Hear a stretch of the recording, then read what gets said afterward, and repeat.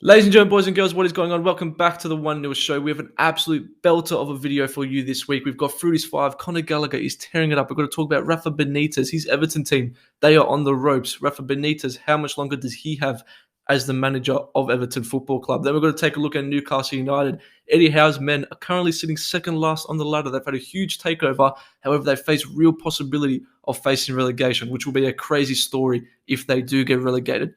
Then we're going to take a look at a preview of the next couple of games that happen in a couple of days. We've got Man United versus Brentford, Arsenal versus West Ham, and Chelsea versus Everton. Chelsea, they've been inconsistent the last couple of weeks, but they're still pulling out results. So Chelsea fans, I want you to stick around and hear my thoughts on where I think you guys sit. Get excited for another video. Make sure to like, subscribe, do that business, and I'll see you guys on the flip side.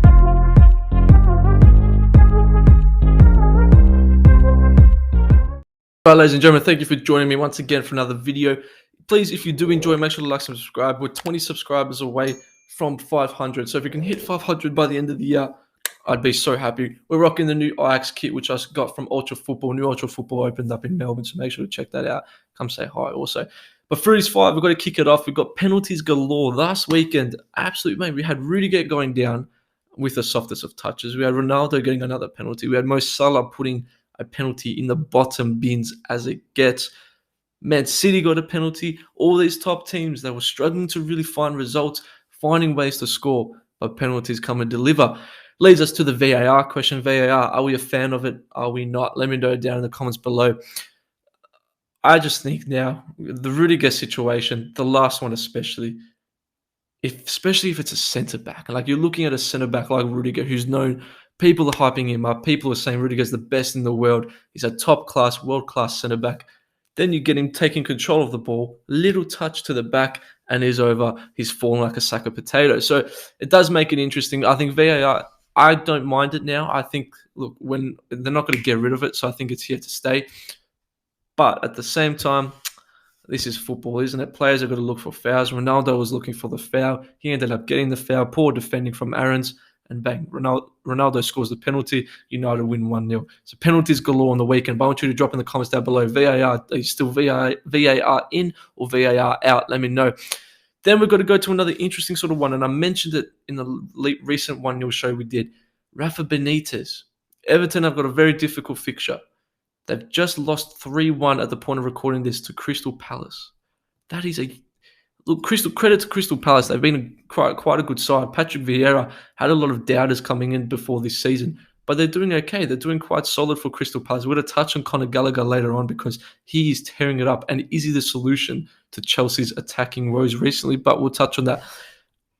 I think Rafa Benitez now, he has to go. But the biggest thing is, Everton, they've had so many of these top-class managers. Carlo Ancelotti, you look at what he's doing now in Real Madrid, he's doing wonders. And I know it's like, okay, cool, he's obviously got a better team. But you go from Ancelotti to Benitez to who? Who do you get? Is Lampard really got to go to an Everton? I don't think so. Obviously Gerrard's off the table. Gerrard was never going to go, but who's that mid-tier manager that really wants to come into this Everton job? I think this obviously stems from higher above with Everton. They had the takeover recently. They've spent so much money on players that have done nothing. You look at the year when they signed Klaassen, who was doing well at Ajax, a very good Dutch midfielder. Klaassen came in. He had coming off the back of a great tournament. Also, I think it was like 50 million or something. He does nothing. You're now looking at players like Demarai Gray, who they signed for like 2 million, I think, and he's having to tear it up for them. They had a decent performance last week against Arsenal, but they only just. The first half was horrible. You compare it to what they did against Palace, and Palace were great, but Everton were just so poor. And I know they've had injuries, yes, okay, but they're very, very poor. Supposedly, Rafa Benitez has a bit of a fallout with Lucas Digne. Lucas Digne's not in the team. They've got Chelsea coming up, and they might be getting Chelsea at a good time because I don't think Chelsea are the strongest. However, could also get very embarrassing for Everton because defensively, they look very, very poor. Attackingly, they don't look like they've got a score either. So it's a bit of a shambles there at Goodison Park, a bit of a shambles. Let me know in the comments down below if there's any Everton fans watching. Rafa in, Rafa out. I think we all know the answer, but I'm interested to hear your thoughts. Now, I mentioned him before, Conor Gallagher. Wow, what a player. What a player. what a player Conor Gallagher is. And I'll be honest with you, like I saw him at the end of last year at West Brom. He was doing well. But this year he's caught my eye. Damn, he's a good player. And there's another player from Cobham FC, Chelsea's academy, continuing to prove why they are one of the best in the world. Conor Gallagher went on loan, out of loan from Chelsea to Crystal Palace. If I'm Conor Gallagher, I'm honestly seeing what my possibilities are next year of starting for Chelsea, because he could follow that Mason Mount role. But we look at Mason Mount, is in and out of the team. Something's not really clicking there. We look at Chelsea right now, and they're struggling on the attacking sense. Something about him just isn't clicking. Lukaku doesn't look great. Werner probably played his best game in the Champions League the other week, but he's still touch and go. We're looking at other players. Pulisic can't really hit any form, unfortunately, for his career at Chelsea. It's really been stop-start with injuries, and then when he does come back, struggling to get that little bit of momentum. I'm Conor Gallagher. I'm looking at, okay, look, yes, their midfield's been hit with injuries this year, but I'm going to keep on performing for Palace. 6 goals so far in the Premier League already from a midfielder of Conor Gallagher's stature, a young, up-and-coming player. If I'm Conor Gallagher, I'm seeing what my possibilities are to start for Chelsea next year, and I think it could be a real possibility. And if I can't, I may be gone on loan again, or I sort of say, you know what, I can go to a West Ham. I can go to, honestly, even not that I think that would happen, but Conor Gallagher and Arsenal would be unreal. Unreal signing that would be. It won't happen, but in the fantasy world, that would be top notch. So Conor Gallagher, I'm a huge fan. We're going to go to Gerrard's return to Anfield also. Aston Villa go to Anfield. Gerrard goes to Anfield the first time as a manager. Got a huge ovation. I hate Liverpool, but it was a pretty cool thing to see. Aston Villa, silly penalty to give away by Tyrone Mings. He was playing well the whole game also. Defensively, Aston Villa were quite sound the whole game. Mo Salah, though, we know how silky and smooth he is. Dazzles around. Tyrone Mings, a bit unbalanced, gives away the penalty. 1-0. Thanks for coming. That's the championship points for Liverpool. The top three battle is unbelievable. From the top to the bottom, we've got some unbelievable battles there. Chelsea, Man City, and Liverpool. Man City currently sit on the top. Chelsea, though, injuries and all that has been halting them. Something isn't really ticking, but they're still getting results, and that's what championship teams do. Whereas Man City, on the other hand, tough game against Wolves, but they walk away with a result once again. So I'm excited for this season. I think it's going to be neck and neck. But just when they're coming in, Man United's going to scoop and win the league. That's it. Man United, vamos. Let's go. Talking about Man United, I want to talk about Man United's fullbacks. We had a question in from Kian on Instagram, _1-0. Go give it a follow. Shaw or Tellers? And under Ralph Rangnick, Tellers and Dalot have been given the most game time because Wan-Bissaka injured, Luke Shaw injured. But I tell you what, they haven't been that bad. They haven't really been that bad. Honestly, I think Tellers can give Shaw a run for his money. I'd still bring Wan-Bissaka in just because I still think defensively we're not that good. And I think Wan-Bissaka is a much better defensive right back than Dalot. But yet again, Dalot in the attacking sense, he can put a ball in. And we all know Wan-Bissaka, that's not his strength. So a lot of the pros and cons balance each other out with those two players. So it sort of just depends how Man United want to set up. So I think we've gone from a Luke Shaw and then Wan-Bissaka set fullback thing. The rest can come in whenever they want to okay, we're playing Liverpool. Let's put a Wan-Bissaka and a Luke Shaw in. We're playing Crystal Palace, a Arsenal. Let's go maybe at Dalot and Tellers. And we could see just a duo partnership of fullbacks building under this new Ralph Rangnick Man United team. Disappointing performance against Norwich the other day, though. Not too sure about. Rumours are there's been a huge COVID outbreak at Man United, and there's a lot of players who could be missing. Not too sure how true those articles are, but keep an eye out for that. United do have Crystal Palace on a Wednesday morning here in Melbourne, Australia, so that's going to be a big game. Palace are coming off a bit of form. They're exciting. They're a good, young, healthy team, so it's got to be a cracker of a game. Sorry, Brentford. I take it back. Brentford. They've got Brentford at home. Okay, so Man United, I think, should get the job done. But Brentford, we all know, when they're up and about, they're not an easy team to beat.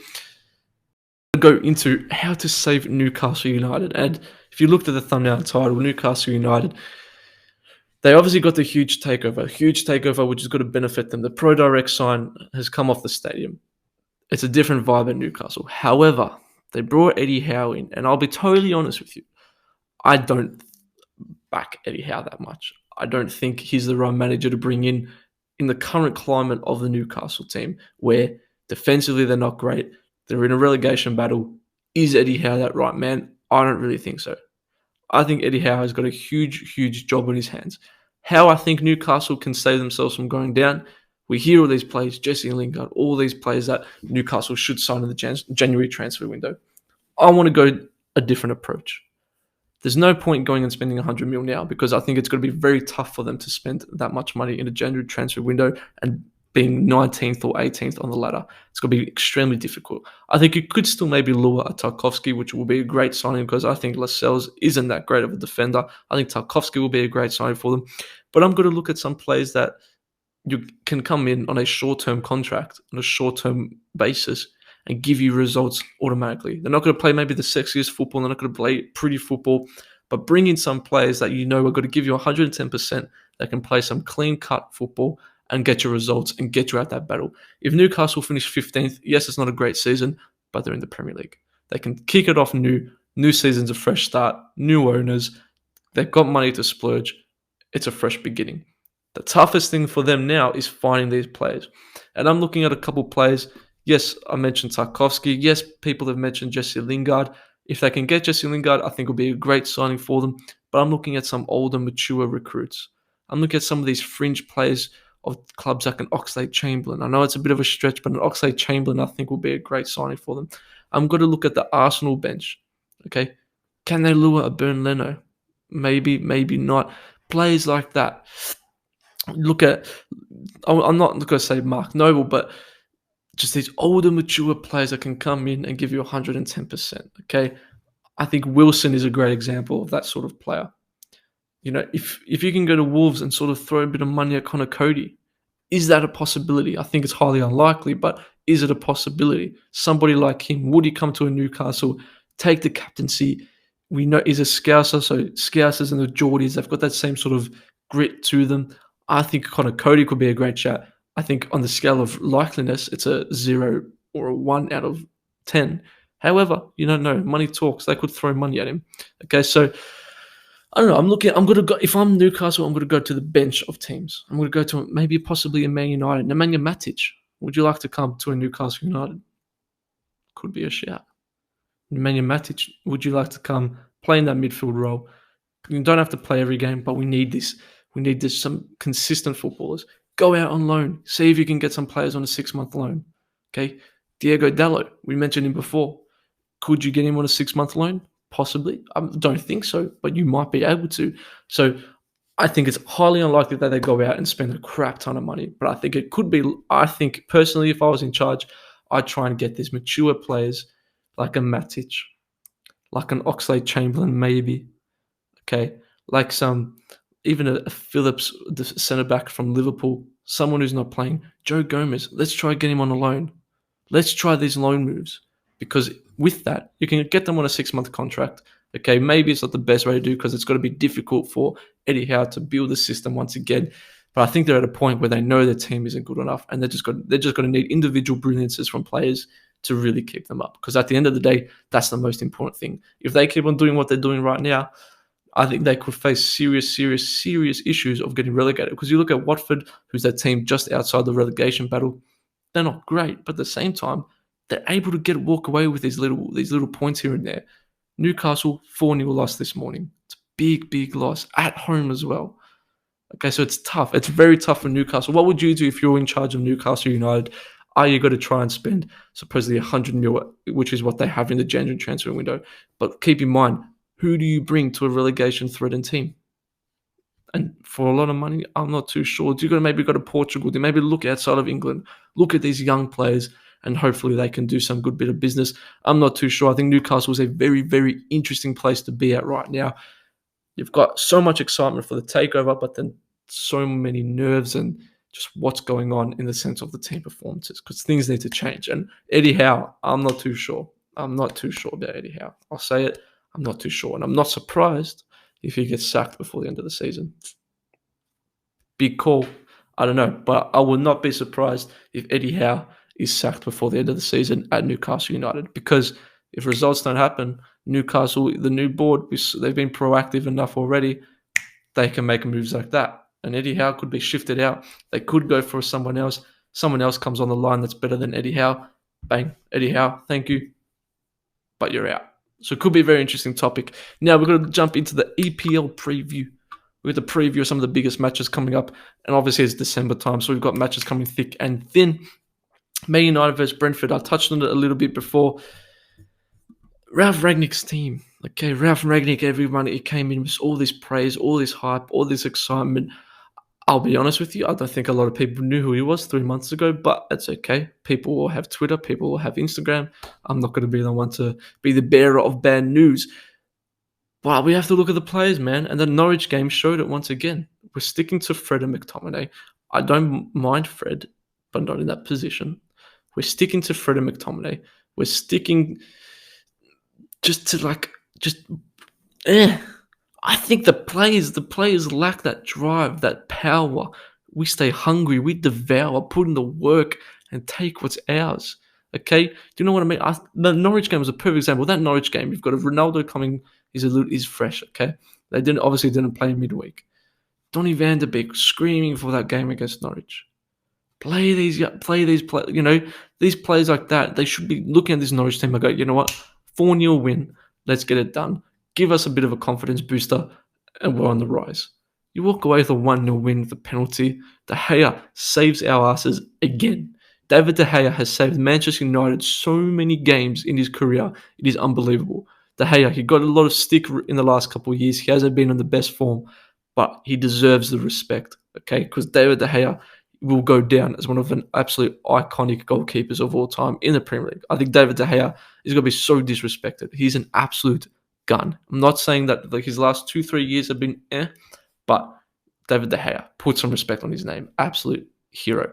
I think Man United should get a comfortable win here against Brentford. We know Brentford aren't an easy beat. If Brentford come up to Old Trafford, buzzing, looking to get a result, I think Brentford could steal the point. However, I do think Man United, maybe a 2-1 win for Man United, should get the job done. Then we're going to go to Arsenal versus West Ham, a huge game, an exciting game. We've got Arsenal with a good 3-0 win over Southampton, and that usually is a game where Arsenal might walk away with a point, or they might drop the 3 points.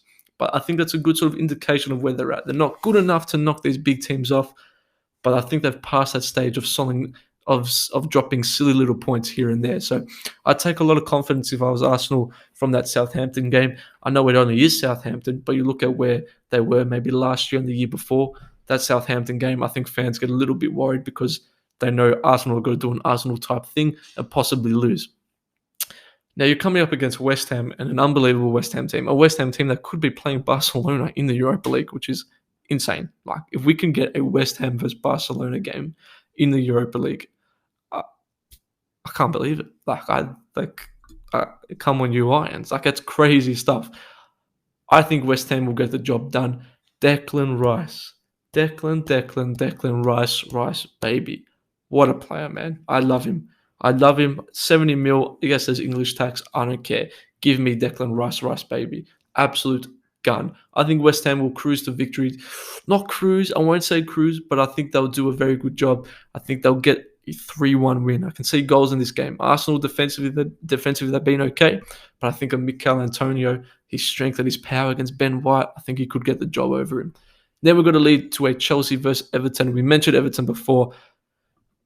I think Everton will get battered, but I want to talk a little bit about Chelsea because something at Chelsea just not really, something about it just not really working. Yes, I know they've got injuries, and it's the same Chelsea fans talking about injuries that were having to go at Liverpool last year. You can't use injuries as an excuse. But at the same time, Kovacic, huge out. Jorginho, third best player in the world. I don't know, 2 penalties, great penalties. Third best player in the world. I don't think so. Then we look at